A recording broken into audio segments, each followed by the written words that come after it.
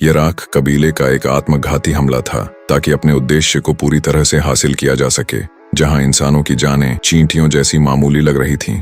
नेत्री ने जब अपने पति जैक को गंभीर खतरे में फंसा हुआ देखा तो उसने बिना एक पल गंवाए सीधे एक तीर से अपने सामने के दुश्मन का काम तमाम कर दिया और दौड़कर जैक को बचाने के लिए आगे बढ़ी। लेकिन तभी वह चालाक वारंग चुपचाप पीछे से घूमकर आया और उसने अपनी कमान से एक तीर छोड़कर सीधे जैक के कंधे को भेद दिया। तीर लगने के बाद भी नेत्री पीछे हटने के बजाय अपने असहनीय दर्द को सहते हुए तीर के डंडे को बीच से तोड़ देती है और अपनी सवारी को पूरी ताकत से वारंग की तरफ हैन भिड़ा देती है। इस तरह दोनों हवा में ही आमने सामने आ गए और उनके बीच एक बेहद भीषण, जानलेवा और खूनी मुकाबला शुरू हो गया। लेकिन कुछ ही पलों के संघर्ष में घायल नेत्री को ऊंचाई से नीचे जमीन की तरफ गिरा दिया गया। उसी समय नाविक जहाज की बड़ी पाल पूरी तरह जल चुकी थी और आसमान से आग की भयंकर लपटें नीचे की ओर आ रही थीं, जो सीधे नीचे के व्यापारी जहाजों पर बरस रही थीं। अपनी पाल की सारी ताकत और नियंत्रण खो चुका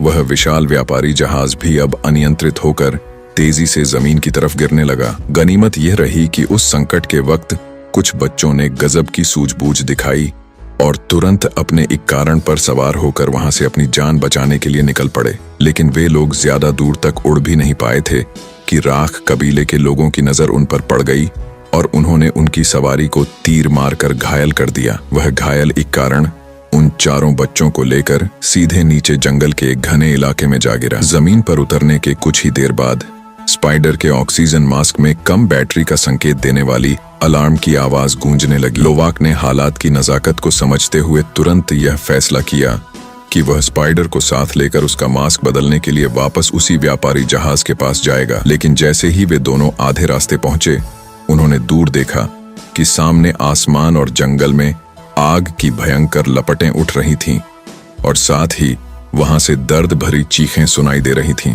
दोनों ने खतरा भांपते हुए तुरंत जमीन पर पेट के बल लेटकर सावधानी से आगे का नजारा देखा। असल में वह भयानक मंजर यह था कि राख कबीले के क्रूर लोग काफिले के निर्दोष बंधकों पर बहुत ज्यादा जुल्म ढा रहे थे। वे उनके तंत्रिका बालों को काट रहे थे, जो कि किसी भी नावी के लिए सिर कलम करने से भी कहीं ज्यादा दर्दनाक और अमानवीय सजा थी। जिन लोगों के बाल इस तरह काट दिए जाते थे, वे नावी लोग कभी भी अपनी देवी ईवा से दोबारा आध्यात्मिक रूप से नहीं जुड़ पाते थे। इसका सीधा मतलब यह था कि भले ही वे शारीरिक रूप से जिंदा बचे रहे, लेकिन वे अंदर से अपनी आत्मा खो चुके केवल एक लाचार शरीर यानी सिंगशी जू रू जिंदा लाश बनकर रह जाते थे। दोनों भाई यह सब अपनी आंखों से देखकर पूरी तरह सन्न रह गए और बुरी तरह कांपने लगे। लेकिन तभी एक छोटी सी गलती की वजह से वे खुद राख कबीले के लोगों की नजर में आ गए। पकड़े जाने के डर से वे वहां से अपनी पूरी ताकत लगाकर जान बचाकर भागे और अपनी दोनों छोटी बहनों को साथ लेकर सीधे गहरे जंगल के अंदरूनी हिस्सों की तरफ दौड़ पड़े। लेकिन राख कबीले के खूंखार लोग लगातार उनके पीछे ही पड़े हुए थे और उनका पीछा नहीं छोड़ रहे थे। भागते भागते अचानक लोवाक का पैर एक जगह पर फिसला और वह सीधे जमीन पर धड़ाम से गिर पड़ा। लेकिन शुक्र इस बात का था कि उसने सही वक्त पर अपनी जादुई क्षमता का इस्तेमाल करते हुए अपने दो पीछा करने वालों को तुरंत रास्ते से हटा दिया। हालांकि इसके बावजूद उनका खतरा पूरी तरह टला नहीं था, क्योंकि वारंग अपनी एक बहुत बड़ी फौज के साथ पलक झपकते ही उनके पीछे पीछे वहां आ पहुंचा। वे चारों भाई बहन जान बचाने के लिए भागते भागते एक बहुत तेज बहने वाली और खतरनाक नदी में जा कूदे और आखिरकार किसी तरह दुश्मनों को अपने पीछे छोड़ने में कामयाब रहे। लेकिन दूसरी तरफ सबसे बड़ी समस्या यह थी कि स्पाइडर का ऑक्सीजन मास्क बस कुछ ही पलों में पूरी तरह बंद होने वाला था और चारों बच्चे पूरी तरह घबराकर समझ नहीं पा रहे थे कि अब क्या किया जाए। दूसरी तरफ जैक खुद तलाश करते हुए उस व्यापारी जहाज के मलबे तक पहुंच चुका था। उसने अपनी नजर दौड़ाई और तुरंत जमीन पर गिरे हुए उस ऑक्सीजन मास्क को देख लिया, जिसकी बैटरी का स्तर अभी भी पूरी तरह भरा हुआ था। इसका साफ मतलब यह था कि स्पाइडर तक वह मास्क अभी नहीं पहुंचा था और उसने इसे बदला नहीं था। लेकिन तभी अचानक एक गोली की आवाज उसके कानों से सटी हुई गुजरी, जिसने उसे अपने दोनों हाथ ऊपर उठाने पर मजबूर कर दिया। वह कोई और नहीं बल वे पुराने और कट्टर दुश्मन एक बार फिर आमने सामने खड़े थे। हालांकि जैक ने इस संघर्ष के पहले भाग में ही उसे मौत के घाट उतार दिया था, लेकिन उसके मूल डीएनए को एक कृत्रिम नावी शरीर में ट्रांसफर करके उसे फिर से जिंदा कर लिया गया था। लेकिन सबसे बड़ी बात यह थी कि जैक ने क्वाइनरिच के ही असली बेटे स्पाइडर को अपने बच्चे की तरह पाला पोसा था। यही वजह थी कि क्वाइनरिच ने उस पल स्पाइडर के रिश्ते के कारण जैक पर तुरंत कोई घातक हमला नहीं किया। जैक ने भी इस मौके को गंवाया नहीं और क्वाइनरिच के मन में स्पाइडर के प्रति छिपे हुए पिता के प्रेम का पूरा फायदा उठाते हुए उसे समझाया कि वह जितनी जल्दी हो सके स्पाइडर को ढूंढ ले। उसने चेताया कि अगर ऐसा नहीं हुआ तो ऑक्सीजन पूरी तरह खत्म हो जाने की वजह से उसका दम घुट जाएगा और उसकी मौत हो जाएगी। और ठीक वैसा ही भयानक दृश्य दूसरी तरफ देखने को मिला, जहां कुछ ही पलों में स्पाइडर की ऑक्सीजन पूरी तरह समाप्त हो गई और वह एक जोरदार झटका खाकर जमीन पर अचेत होकर गिर पड़ा। वहां मौजूद सारे बच्चे पूरी तरह लाचार हो गए और उन्हें समझ नहीं आ रहा था कि वे क्या करें। लोवाक तो घबराकर बस स्पाइडर को कसकर गले लगाना चाहता था और उसे वापस उस जगह ले जाना चाहता था जहां मास्क मिल सके। लेकिन तभी वहां एक बेहद अजीब और रहस्यमयी घटना घटी। किरण चुपचाप अपनी जगह पर शांत खड़ी रही और उसकी निगाहें हवा में तैरती हुई एक बेहद सूक्ष्म श्वानफू, लटकती हुई और चमकती हुई लिंगथी आई आत्मा जैसी चीज पर टिक गई। वह कोई सामान्य चीज नहीं थी, बल्कि वह पेंडोरा की पूरी सृष्टि और मोवूजिमू समस्त जीवों की माता कही जाने वाली देवी ईवा का अपना एक विशेष आध्यात्मिक दूत था। किरण ने बिना किसी डर के लोवाक को इशारा किया कि वह स्पाइडर को जमीन पर अच्छी तरह लिटा दे। इसके बाद उसने तुरंत अपने शरीर के तंत्रिका बालों को सीधे धरती की मिट्टी और जड़ों से जोड़ा और अपने हाथों से उस चमकती हुई लिंगथी आत्मा को हवा में पकड़कर सीधे स्पाइडर के मुंह के अंदर डाल दिया। वहां मौजूद सभी बच्चों की फटी आंखों और अविश्वास से भरी नजरों के सामने एक ऐसा चमत्कार हुआ जिसकी किसी ने कल्पना भी नहीं की थी। उन्होंने देखा कि एक बहुत ही साफ और सफेद जड़ जैसी अनोखी रचना धीरे धीरे रेंगते हुए स्पाइडर के पूरे शरीर पर ऊपर की तरफ चढ़ने लगी और उसके भीतर तक समा गई। किरण ने अपनी पैदाइशी और असाधारण शंगतियाई पवित्र शरीर वाली जादुई ताकत का पूरा इस्तेमाल करते हुए आखिरकार सीधे तौर पर देवी ईवा के साथ अपना सफल संपर्क साध लिया। और इसका परिणाम यह हुआ कि कुछ ही पलों के भीतर स्पाइडर जोर जोर से खांसते हुए पूरी तरह होश में आ गया। लेकिन उससे भी ज्यादा हैरान करने वाला और जादुई चमत्कार यह हुआ कि अब स्पाइडर को पेंडोरा की हवा में सांस लेने के लिए किसी भी तरह के कृत्रिम ऑक्सीजन मास्क को पहनने की कोई जरूरत नहीं रह गई थी, क्योंकि वह बिना किसी सहारे के वहां की हवा में आसानी से सांस ले पा रहा था। स्पाइडर अपने इस नए बदलाव को देखकर खुशी से पागल हो रहा था और उसकी चमकती हुई आंखें देखकर बाकी सभी भाई बहन भी बहुत खुश हुए। लेकिन वे नादान बच्चे इस बात की गहराई को बिल्कुल नहीं समझ पाए थे कि इसके क्या परिणाम होंगे। वे यह नहीं जानते थे कि अब स्पाइडर पेंडोरा की इस पूरी दुनिया में इकलौता ऐसा इंसान बन चुका है जो बिना किसी यंत्र के यहाँ की आबोहवा में पूरी तरह ढल चुका है। इस खूबी की वजह से वह आने वाले समय में इंसानों के लिए सबसे बड़ा और सबसे ज्यादा जरूरी रिसर्च का निशाना बनने वाला था। और उनकी यह आशंका बहुत जल्द सच साबित हुई, क्योंकि अगले ही पल जंगल के घने और सुनसान अंधेरे से अचानक तीरों की एक घनी और ताबड़तोड़ बारिश होने लगी। वहां राख कबीले के ढेर सारे खूंखार लोग अचानक सामने प्रकट हो गए और उन्होंने बिना कोई मौका दिए बच्चों पर भारी लाठियों से ताबड़तोड़ वार करके उन्हें एक एक करके जमीन पर बेहोश कर दिया। उस क्रूर और बर्बर वारंग ने उन बच्चों को मौके पर ही मौत के घाट न उतारकर जिंदा इसलिए छोड़ दिया था क्योंकि उसकी नजरें उस बेहद शक्तिशाली और खतरनाक हथियार पर टिकी हुई थीं जिसे वे लोग इस्तेमाल कर रहे थे। उस हथियार को चलाने की सही तकनीक और उसका पूरा राज जबरदस्ती उगलवाने के लिए ही वारंग उन सभी बच्चों पर बहुत ही क्रूर और भयानक अत्याचार करने की तैयारी कर रहा था। गनीमत यह रही कि ठीक उसी नाजुक वक्त पर जैक और कर्नल क्वाइनरिच दोनों दौड़ते हुए वहां आ पहुंचे। हालांकि वे दोनों कुछ पल पहले तक एक दूसरे के जानी दुश्मन थे, लेकिन उस समय बच्चों की जान बचाना उन दोनों के लिए सबसे पहली और बड़ी प्राथमिकता थी। बिना एक सेकंड गंवाए क्वाइनरिच ने तुरंत अपने एक आदमी को इशारा किया और उसने आगे बढ़कर जैक के हाथों के बंधन तुरंत खोल दिए। बंधन मुक्त होते ही जैक ने बिजली की सी तेजी दिखाई और जमीन पर पड़े एक गार्ड को चुटकियों में मौत के सुलाकर उसका धनुष फुर्ती से उठा लिया। जब उसने देखा कि उसकी बेटी टुक की जान इस समय सबसे बड़े खतरे में है, तो जैक किसी खूंखार और भूखे जंगल के जानवर की तरह सीधे दुश्मनों के बीच कूद पड़ा। उधर क्वाइनरिच ने भी इस बेहतरीन मौके का पूरा फायदा उठाते हुए सीधे युद्ध के मैदान में छलांग लगाई और फुर्ती से वारंग को अपनी मजबूत पकड़ में जकड़ लिया। जब उन्होंने देखा कि अब जीत उनके बिल्कुल करीब है और हालात उनके नियंत्रण में हैं, तो कर्नल के चेहरे पर एक आत्मविश्वास भरी और विजयी मुस्कान तैर उतरी। लेकिन उनकी यह खुशी बहुत ज्यादा देर तक टिक नहीं पाई, क्योंकि अचानक वारंग ने पूरी चालाकी से पीछे से एक बहुत खतरनाक और गुप्त हमला कर दिया। उसने अपने शरीर के तंत्रिका बालों को जबरदस्ती क्वाइनरिच के दिमाग के साथ जोड़ दिया और एक जबरदस्त तथा अत्यधिक शक्तिशाली मानसिक नियंत्रण की लहर ने पलक झपकते ही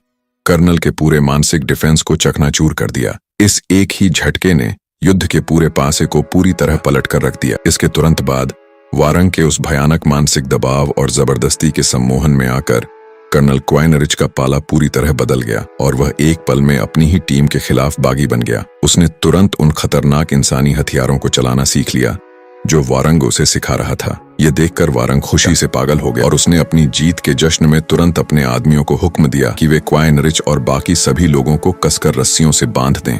वह तुरंत एक भव्य और खौफनाक सियानजी यीशी बलिदान का अनुष्ठान आयोजित करना चाहता था, जिसके तहत वह सभी बंधकों को जनता के बीच सरेआम मौत के घाट उतारने वाला था। लेकिन वह मूर्ख वारंग इस बात से पूरी तरह अनजान था कि वहां उनके बीच मौजूद वह छोटी सी दिखने वाली नावी लड़की किरण असल में इस पूरी पेंडोरा नामक विशाल ग्रह की सबसे असली, सर्वोच्च और जादुई ताकत वाली जादुई मास्टर थी। ठीक उसी समय जब राख कबीले के सारे लोग जलती हुई आग के चारों तरफ घेरा बनाकर खुशी में झूम रहे थे और जश्न मना रहे थे, किरण ने एक बार फिर खामोशी से अपने तंत्रिका बालों को सीधे नीचे जमीन और मिट्टी के साथ जोड़ लिया। उसका जोड़ना था कि जंगल के कोने कोने में खड़े विशाल और प्राचीन पेड़ अचानक जीवंत हो उठे और उन्होंने राख कबीले के लोगों पर एक साथ अचानक बहुत बड़ा हमला बोल दिया। इस अप्रत्याशित और भयानक हमले से वहां कोहराम मच गया और उस अफरा तफरी का पूरा फायदा उठाते हुए जैक और उसके सभी साथी फुर्ती से पास की उफनती हुई नदी में कूद पड़े और वहां से सुरक्षित भागने में सफल रहे। अगले दिन जब वे सभी जंगल के एक शांत कोने में बैठकर अपनी थकी हुई सांसें संभाल रहे थे और थोड़ा आराम कर रहे थे, तो अचानक ऊपर आसमान से एक कारण की एक तेज और जानी पहचानी चीख गूंज उठी। उस आवाज को सुनते ही वे सभी एक बार फिर बुरी तरह घबरा गए और उन्हें लगा कि शायद एक बार फिर राख कबीले के खतरनाक जुई बिंग पीछा करने वाले उनका पता लगाते हुए वहां तक आ पहुंचे हैं। लेकिन जैसे ही उन्होंने अपनी आंखें उठाकर आसमान की तरफ ऊपर देखा, उनके चेहरे का डर खुशी और हैरानी में बदल गया, क्योंकि वे अपनी आंखों पर यकीन नहीं कर पा रहे थे। आसमान से उतरने वाली वह और कोई नहीं बल्कि खुद बच्चों की अपनी मां नेत्री थी, जो अपने पूरे कबीले के योद्धाओं के साथ उन्हें बचाने के लिए उड़ती हुई आ रही थी। असली बात यह थी कि जब वह भयानक ऊंचाई से नीचे जमीन पर गिर पड़ी थी, तो उसकी अपनी वफादार और समझदार सवारी इकारण ने समय रहते हवा में ही गोता लगाकर उसकी जान बचा ली थी। इसके बाद जंगल में मामूली और शुरुआती इलाज करवाने के बाद नेत्री ने एक पल भी बर्बाद नहीं किया और तुरंत अपने कबीले के बाकी लोगों को इकट्ठा करके अपने प्यारे परिवार की तलाश में निकल पड़ी थी। दूसरी तरफ कर्नल क्वाइनरिच किसी तरह वापस अपने मुख्य आरडीए मुख्यालय में सुरक्षित लौट चुका था। मुख्यालय पहुंचते ही उसने सबसे पहले अपने उच्च अधिकारियों को इस बात की पूरी रिपोर्ट दी कि स्पाइडर के पास पेंडोरा की हवा में बिना किसी यंत्र के सांस लेने की एक अनोखी और अकल्पनीय जादुई नंग विशेष क्षमता आ चुकी है। उसकी इस बात ने वहां बैठे सभी बड़े वैज्ञानिकों और अधिकारियों का ध्यान तुरंत अपनी तरफ खींच लिया और पूरे बेस में एक बहुत बड़ा हड़कंप मच गया। इसके तुरंत बाद इंसानी मुख्यालय के बड़े वैज्ञानिकों ने बिना कोई समय गंवाए स्पाइडर को अपनी आधुनिक प्रयोगशाला के अंदर खींचा और उसके पूरे शरीर का सिर से लेकर पैर तक बहुत बारीकी से स्कैन करना शुरू कर दिया। सिर्फ इतना ही नहीं, बल्कि वैज्ञानिकों ने हैरानी के साथ यह भी देखा कि स्पाइडर के सिर के ऊपरी हिस्से से अब खुद ब खुद नए और असली तंत्रिका बाल भी उगना शुरू हो रहे थे। प्रकृति के नियमों के इस तरह पूरी तरह खिलाफ जाकर हो रहे इस हैरान कर देने वाले विकास और शारीरिक बदलाव को जब जैक ने देखा, तो उसके मन में एक गहरी और गंभीर चिंता बैठ गई। इसके विपरीत नेत्री की सोच इस मामले में बहुत ज्यादा सीधी, साफ और कठोर थी। उसका मानना था कि इस तरह की अजीब स्थिति को जड़ से खत्म करने के लिए स्पाइडर को तुरंत रास्ते से हटा देना ही एकमात्र सही रास्ता है। इसी बात को लेकर उन दोनों पति पत्नी के बीच अंदर खाने बहुत बड़े और गंभीर मतभेद पैदा हो गए। ऊपर से इंसानों की तरफ से लगातार बढ़ता हुआ खतरा और उनकी धमकियां हर पल उनके करीब आ रही थीं, जिसके चलते आखिरकार जैक ने यह भारी मन से फैसला किया कि अब उनके लिए इस सुरक्षित डेरे को भी हमेशा के लिए छोड़ देना ही बेहतर होगा। उसने अपने पूरे परिवार को साथ लिया और पेंडोरा के एक बहुत ही दूर दराज और एकांत समुद्री द्वीप समूह दाओ ज्याओ की तरफ छिपकर भी नान शरण लेने के लिए निकल पड़ा। लेकिन वे चाहे जितनी दूर चले जाते और इंसानी बुलुओं, कबीले के आपसी झगड़ों और जंगलों की लड़ाइयों से खुद को कितना भी दूर बचा लेते, फिर भी वे इंसानों के दिलों में भरी हुई अंधी और अंतहीन लालच की आग से खुद को कभी नहीं बचा सकते थे। असल में इंसानी दुनिया में समुद्री जीवों के खून से निकलने वाले उस कीमती तैलीय पदार्थ चियनलू की मांग दिन प्रतिदिन इतनी ज्यादा और पागलपन की हद तक पहुंच चुकी थी कि वह लगभग पागलपन बन चुका था। इसी भयानक और अंधी जरूरत को पूरा करने के लिए आरडीए के लोगों ने एक बार फिर पेंडोरा के इस शांत और विशाल नीले समुद्र में अपनी क्रूरता का जाल बिछाया और एक बहुत बड़ा और अंधाधुंध कत्लेआम शुरू कर दिया। इस खूनी और बर्बर नरसंहार को अपनी आंखों के सामने होते देख वहां का एक बहुत ही दयालु और समर्पित समुद्री जीव विज्ञानी इयान अंदर से पूरी तरह टूट गया और उसे बहुत गहरा सदमा लगा। लेकिन अपनी नौकरी और जीवित रहने की मजबूरी के आगे वह भी पूरी तरह लाचार और विवश था। इधर दूसरी तरफ स्पाइडर को किसी भी कीमत पर ढूंढकर वापस अपने कब्जे में लेने के लिए कर्नल क्वाइनरिच ने इस बार कसम खाई कि वह इस पूरे इलाके में खून की एक बहुत बड़ी और भयानक नदी बहा देगा। लेकिन उसे इस बात का जरा भी अंदाजा नहीं था कि वह नावी लोगों की उस मजबूत और अटल रीढ़ की हड्डी को बहुत हल्के में आंक रहा था। भले ही स्पाइडर खून से एक इंसान था और उनकी अपनी नस्ल का नहीं था, फिर भी उन नावी लोगों ने उसे बहुत पहले ही अपने जिगर का टुकड़ा और अपने परिवार का एक अहम हिस्सा मान लिया था। यही वजह थी कि चाहे उन पर कितनी भी बड़ी आफत आ जाती और उन्हें अपनी जान ही क्यों न गंवानी पड़ जाती, वे लोग कभी भी कर्नल के सामने स्पाइडर के छिपे होने का राज मुंह से बाहर नहीं निकालने वाले थे।